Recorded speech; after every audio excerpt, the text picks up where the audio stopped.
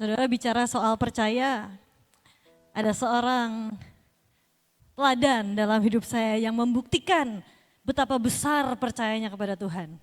Tidak lain dan tidak bukan adalah engkong saya, Pak Yusak Cipto. Satu hari saudara di rumah lagi di Bandung dan tiba-tiba terjadilah sebuah gempa yang sangat besar.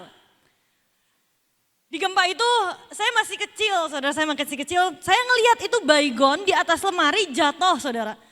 Minum air botol kayak gini, goyang ke pinggir jatuh, saudara. Saya takut, saudara, dan itu gempa yang cukup panjang. Saya lihat engkong saya lagi nonton bola di ruangan tengah. Saya lagi di kamar, tiba-tiba gempa terjadi dan hari itu saya langsung panik keluar kamar.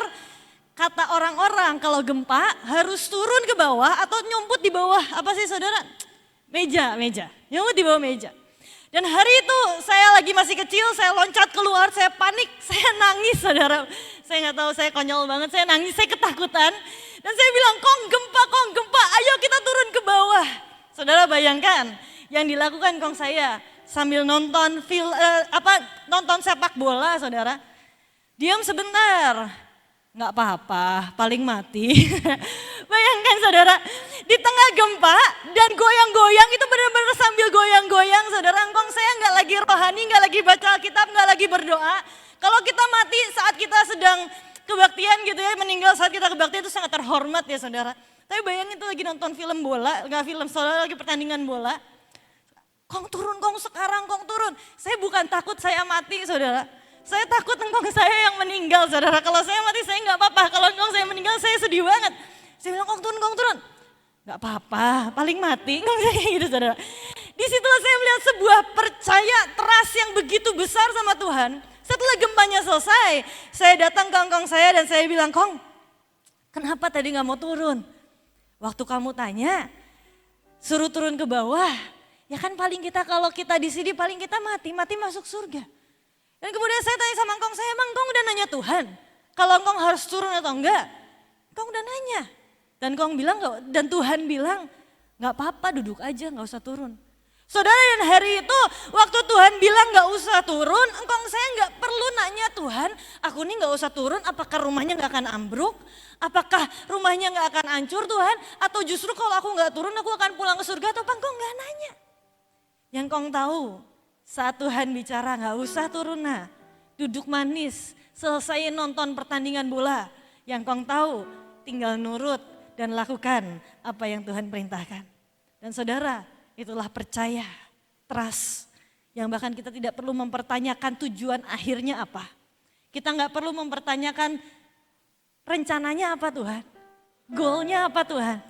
Tapi Tuhan bilang A, kita lakuin. Tuhan bilang B, kita lakuin. Gak peduli ujungnya di mata kita baik atau buruk.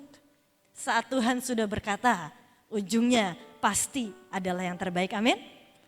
Saudara, saya mau ajak kita buka firman Tuhan di dalam Ulangan pasal yang ke-9 dari ayat yang pertama. Ulangan pasal yang ke-9 dari ayat yang pertama. Wah, hebat, multimedianya cepat. Saya bacakan ya, orang Israel diperingatkan supaya jangan membanggakan jasanya. Dengarlah hai orang Israel, engkau akan menyeberangi sungai Yordan pada hari ini untuk memasuki serta menduduki daerah bangsa-bangsa yang lebih besar dan lebih kuat daripadamu, yakni kota-kota besar yang kubu-kubunya sampai ke langit. Suatu bangsa yang besar dan tinggi, orang enak yang kau kenal dan yang tetangganya kau dengar. Orang berkata, siapakah yang dapat bertahan menghadapi orang enak? Maka ketahuilah pada hari ini bahwa Tuhan Allahmu, dialah yang berjalan di depanmu. Laksana api yang menghanguskan. Dia akan memunahkan mereka dan dia akan menundukkan mereka di hadapanmu. Demikianlah engkau akan menghalau dan membinasakan mereka dengan segera seperti yang dijanjikan kepadamu oleh Tuhan. Janganlah engkau berkata dalam hatimu apabila Tuhan Allahmu telah mengusir mereka di hadapanmu. Karena jasa-jasakulah Tuhan membawa aku masuk menduduki negeri ini. Kata Tuhan, jangan ngomong seperti itu. Padahal karena kefasikan bangsa-bangsa itulah Tuhan menghalau mereka dari hadapanmu. Ayat yang kelima. Bukan karena jasa-jasamu atau karena kebenaran hatimu engkau masuk menduduki negeri mereka. Tetapi karena kefasikan bangsa-bangsa itulah Tuhan Allahmu menghalau mereka dari hadapanmu. Dan supaya Tuhan menepati janji yang diikrarkannya dengan sumpah kepada nenek moyangmu. Yakni Abraham, Ishak, dan siapa? Yakub. Ayat yang ke-6, dan jadi ketahuilah, sekali lagi Tuhan tekankan, bahwa bukan karena jasa-jasamu Tuhan Allahmu memberikan kepadamu negeri yang baik itu untuk diduduki. Sesungguhnya engkau bangsa yang tegar tengkuk. Saudara, hari itu Tuhan sedang bicara kepada bangsa Israel. Tuhan buka dengan sebuah rencana blueprint yang begitu luar biasa. Tuhan bilang nanti pada hari ini aku akan bawa kamu, engkau akan membelah di ayat yang pertama, aku akan membawa engkau menyeberangi sungai Yordan. Engkau akan menduduki bangsa, engkau akan melakukan hal yang dahsyat, engkau akan melakukan perkara yang ajaib.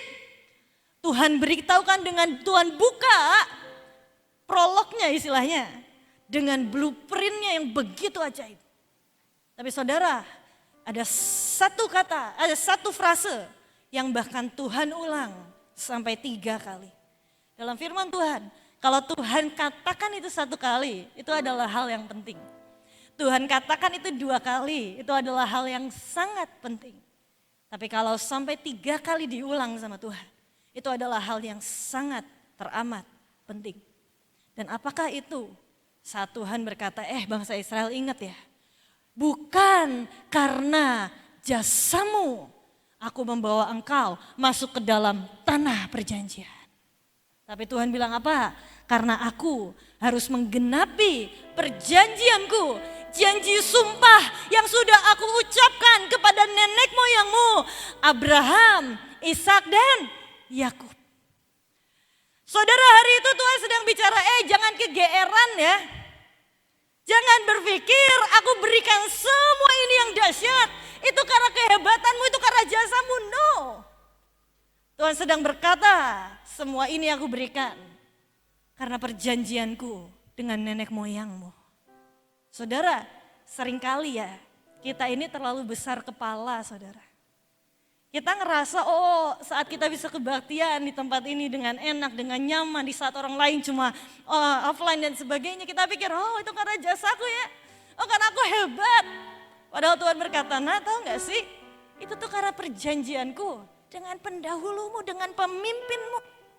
Seringkali saudara, kita tidak bisa membedakan antara yang namanya perjanjian korporat dengan yang namanya perjanjian personal.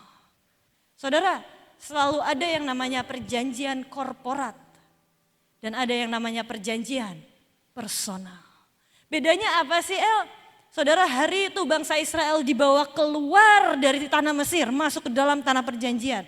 Berkali-kali berulang-ulang Tuhan bilang, jangan kegeeran. Jangan pikir itu karena jasamu, jangan pikir karena aku melihat ini bagus ya. Si A, si B, si C baik ya hatinya ya. Tapi Tuhan bilang itu cuma karena perjanjian korporat. Itu karena perjanjian yang aku buat dengan pendahulumu, itu perjanjian korporat, itu bukan perjanjian personal. Tapi bangsa Israel turut menikmati buah dari perjanjian korporat itu. Perjanjian yang Tuhan buat atas pendahulu. Dan perjanjian yang Tuhan buat personal dengan kita, itu adalah hal yang berbeda. Saudara, saat kemarin saya berikan contoh. Saat kemarin kita masuk dalam yang namanya generasi terdahsyat. Saudara, saat kita aminkan itu kita akan masuk ke dalam perjanjian korporat. Yes. Begitu Tuhan berikan perjanjiannya atas Bunani dan berkata, mulai hari ini kalian adalah generasi terdahsyat. Kita aminkan gitu, kita datang, yes Tuhan, aku adalah generasi terdahsyat. Maka kita masuk dalam yang namanya perjanjian korporat. Tapi ada the next step, saat kita masuk, jadikan itu perjanjian personal antara kita dengan Tuhan. Kita bisa masuk dalam perjanjian korporat. Tapi seringkali banyak orang berhenti hanya sampai sini. Dan kalau kita hanya di sini, saudara, kita hanya menikmati imbas, dampak baik, berkat dari yang diterima sama pemimpin kita. Enggak lebih. Bangsa Israel hari itu tidak mengerti artinya perjanjian personal dengan Tuhan. Yang bangsa Israel tahu hanyalah nebeng. Nebeng perjanjian Musa, nebeng perjanjian pendahulu, nebeng perjanjian Allah Abraham, Ishak dan Yakub. Makanya dalam Mazmur ditulis, Musa mengenal jalan-jalanku, tetapi bangsa Israel mengenal perbuatanku. Bedanya apa? Kalau kita tahu jalannya saudara, anytime kita bisa ke sana, betul?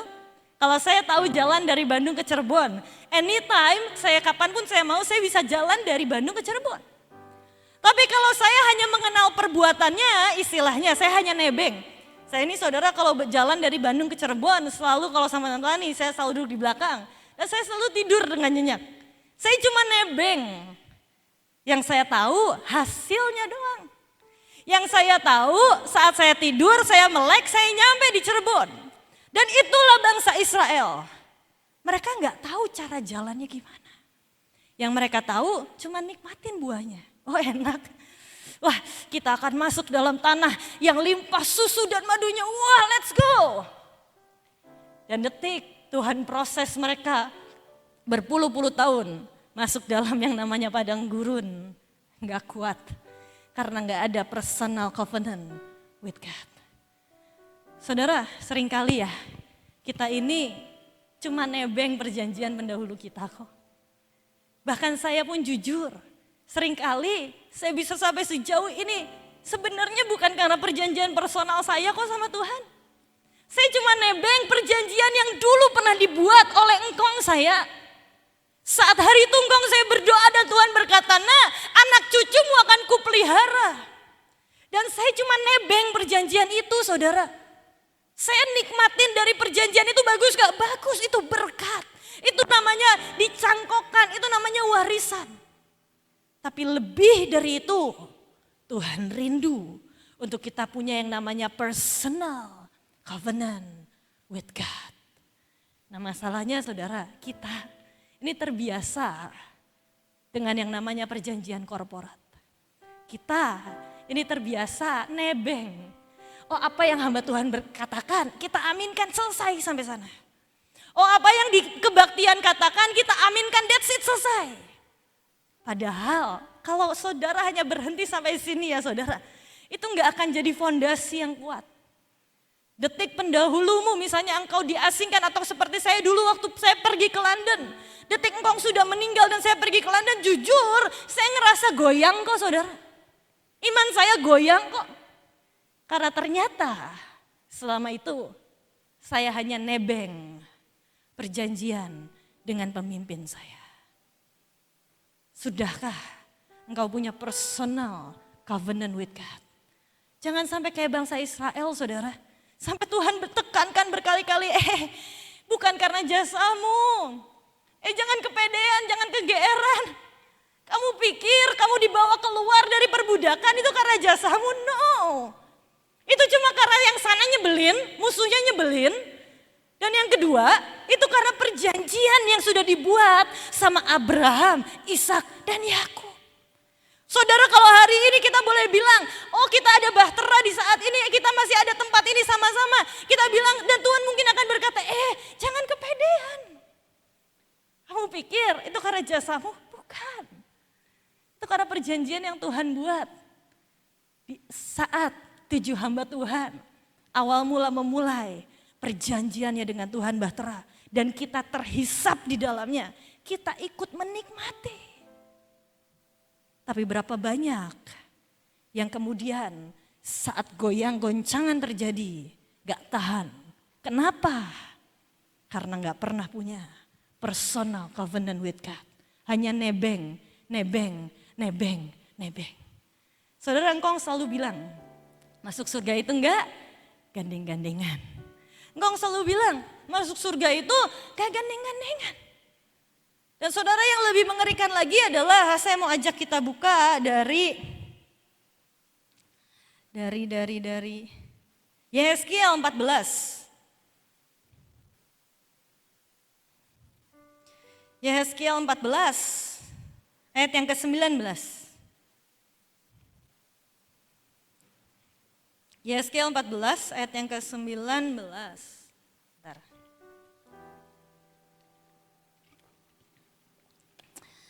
jikalau aku mendatangkan sampar atas negeri itu, aku akan mencurahkan amarahku atasnya, sehingga darah mengalir dengan melenyapkan dari negeri itu manusia dan binatang. Dan biarpun Nuh, Daniel, dan Ayub berada di tengah-tengahnya, demi aku yang hidup A-nya huruf besar berarti adalah Tuhan. Demikianlah firman Tuhan. Mereka apa? Tidak akan menyelamatkan baik anaknya laki-laki maupun anaknya perempuan, melainkan mereka hanya akan menyelamatkan nyawanya sendiri karena kebenaran mereka. Saudara, engkau selalu bilang masuk surga gak gandeng-gandengan. Dan firmannya pun berkata yang sama. Bahkan kalau hari ini ditulis di situ Nuh, Daniel, dan Ayub hidup nih, jadi pemimpin kita istilahnya. Atau kita anaknya Nuh deh, anaknya Daniel deh, anaknya Ayub deh. Firmannya berkata, bahkan mereka tidak bisa menyelamatkan anaknya. Anaknya aja gak bisa nebeng, saudara.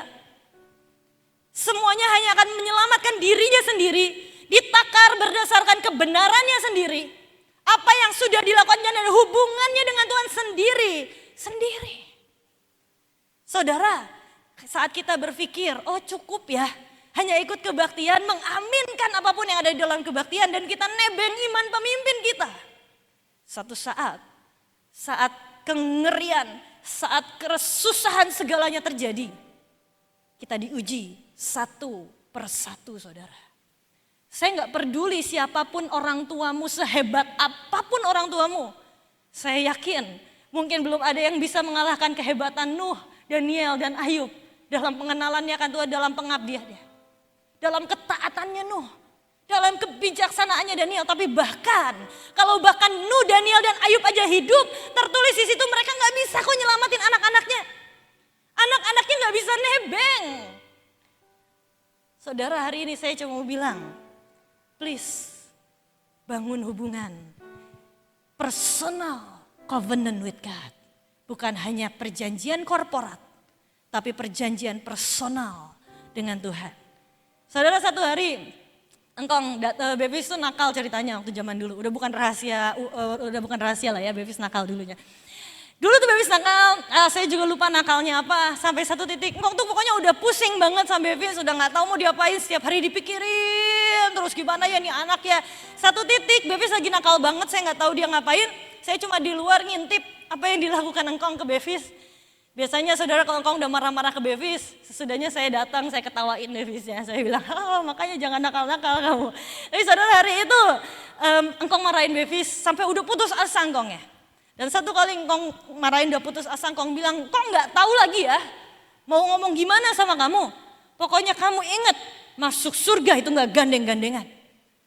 Kalau kamu nakal terus kayak gini, kalau kamu gak mau nurut Tuhan terus kayak gini, satu kali Tuhan datang engkong diangkat Tuhan, kamu ditinggal. Itu kata-kata engkong, saudara. Kalau udah gak tahu lagi mau ngomong apa, itu ancaman engkong. Tapi di situ saudara, saya melihat benar kok. Masuk surga tuh gak gandeng-gandengan kok. Kami pernah berdebat, saudara. Engkong itu lebih sayang aku atau Bevis sih? Kita kayak murid-murid Yesus. Pengen disayang lebih. Bevis ngerasa, engkong tuh lebih sayang aku kok. Aku ngerasa, engkong lebih sayang aku kok. Sampai akhirnya saya masuk dalam sebuah kesimpulan. Saudara tahu lagunya? Ku di tanganmu, ku di hatimu, di pikiranmu, di rencanamu, tak pernah ditinggalkan. Saya sampai pada sebuah kesimpulan, saya bilang, Bev, tahu gak sih sebenarnya kita berdua ini sama-sama disayang engkong. Kita berdua ini sama-sama cucu kesayangan engkong. Buktinya cuma kita berdua cucu yang tinggal di rumah engkong. Tapi ada yang beda, Bev. Aku ini di hatinya engkong. Kamu ini di pikirannya engkong. Dipikirin terus, nih anak gimana sih gak beres-beres, dipikirin terus. Ketemu Mamiin, aduh no gimana ya Bevis, ketemu Bu Nani, aduh Ocu gimana ya Bevis, dipikirin terus. Tapi setiap kita ya saudara, punya tempat masing-masing di hati Tuhan. Ada yang nakal, mungkin lagunya berubah jadi ku di tanganmu, ku di pikiranmu, di pikiranmu, di pikiranmu, selalu dipikirin terus. Karena nakal terus. Tapi setiap kita ini punya tempat masing-masing di hatinya Tuhan. Dan kalau kita bisa temukan personal covenant dengan Tuhan, maka hidup kita akan berubah. Maka semua yang dijanjikan Tuhan, semua yang difirmankan akan jadi daging dalam hidup kita. Saudara, waktu hari itu saya pergi ke London. Sering banget acara Bahtera dan kemudian banyak yang khotbah tentang terima cinta Tuhan, nikmati cinta Tuhan. Oh, saya aminkan. Saya masuk dalam yang namanya perjanjian korporat. Saat hari itu banyak hamba Tuhan yang khotbah bahwa Tuhan tidak akan pernah melepaskanmu. Tuhan akan terus bersama denganmu. Saya terima perjanjian korporat. Tapi sampai satu titik saya pergi ke London, saudara. Saya berjalan sendiri, saya jalani journey saya sendiri dengan Tuhan. Adventure saya sendiri dengan Tuhan. Saya ingat satu hari saya sudah sangat letih, saya capek. Di sana kalau kebaktian dia biasa, ya nggak ada yang kebaktian selama Bahtera 4 jam, 5 jam, bahkan 24 jam. Dan hari itu jujur hati saya, roh saya kayaknya capek, letih rasanya. Tapi di titik itu saya lagi datang ke sebuah acara. Dan waktu saya pulang dari sebuah acara itu, saya lagi ngobrol sama Tuhan, aduh capek ya. Setiap hari baca Alkitab lagi, capek ya. Rasanya rohnya ini gak makan. Rasanya rohnya ini gak dikasih makan, rasanya gak ada kesegaran yang baru. Dan satu titik saya lagi jalan, saya lihat ada satu kertas di lantai, saudara. Saya lihat satu kertas dan saya ambil kertas itu. Tiba-tiba di kertas itu tertulis, I have never quit loving you and never will. Dan saya cari tahu, ternyata ayat itu, ternyata kata-kata itu adalah ayat firman Tuhan dari Yeremia 31. Tertulis di situ, I have never quit loving you and never will. Aku Tuhan tidak pernah berhenti mencintaimu dan tidak akan pernah. Dan tiba-tiba saudara, di tengah kerumunan orang banyak saya nangis. Saya bilang, Tuhan, selama ini aku kenal Engkau dari firman Tuhan. Tapi tiba-tiba Engkau kasih pesan sederhana. Dan ini bisa masuk dalam hatiku, menembus yang paling dalam. Dan saya nangis, Tuhan, aku tahu persis. Engkau adalah Tuhan yang tidak pernah berhenti mencintaiku dan tidak akan pernah. Dan itulah yang namanya personal covenant with God. Kita bisa masuk dalam corporate covenant. Tapi lebih dari itu, bangun personal covenant with God. Alami Tuhan secara pribadi. Jalan ikat perjanjian dengan Tuhan. Dan hari itu saya bilang, Tuhan, ini jadi perjanjian antara aku dengan Engkau. Ini jadi perjanjian antara AL Tuhan sama Engkau, bahwa Engkau tidak akan pernah berhenti mencintaiku. Itu jadi sebuah perjanjian personal antara saya dengan Tuhan. Dan sejak hari itu setiap kali saya letih, setiap kali saya lagi putus asa, setiap kali saya lagi banyak masalah, saya angkat ayat itu di hadapan Tuhan. Saya bilang, Tuhan, you are the God. Engkau Tuhan yang tidak pernah berhenti mencintaiku dan tidak akan pernah. Tuhan, ini janjimu kepadaku. And that's personal covenant. Makanya lagunya berkata, I come to the garden alone. Kita datang sendiri hadapan Tuhan. Dan lagu saudara, berjalan bersamamu, kau bawaku dekat hatimu. Berjalan itu berdua sama Tuhan. Matamu memandangku. Tuh, saudara, esensinya beda kok. Saat Tuhan hadir melihat semuanya. Dan saat Tuhan tatap-tatapan berdua. Hanya antara engkau dengan Tuhan. Kau pilihku jadi kasihmu. Sampai kita bisa berkata, ku hampiri tempat tahta kudusmu. Ku temukan jantung hatiku. Kita yang temukan, saudara. Bukan orang lain yang temukan, hamba Tuhan yang temukan dan kasih ini loh jantung hatimu. Ku temukan jantung hatiku sebagai dupa yang harum persembahanku, dan ku cium kaki rajaku. Mari sama-sama katakan, ku hampiri tempat tahta kudusmu. kudusmu ku temukan, jantung hatiku sebagai dupa yang harum persembahanku, dan ku cium kaki rajaku. Katakan sekali lagi, ku hampiri tempat tahta kudusmu, ku temukan jantung hati. Temukan lagi jantung hatimu, temukan lagi jantung hatimu. Bukan apa kata orang, tapi engkau pribadi dengan Tuhan. Dan ku cium kaki rajaku. Come on, ku hampiri tempat, mari sembah Tuhan. Tahta kudusmu ku temukan, jantung hatiku sebagai dupa yang harum, dan ku cium kaki rajaku.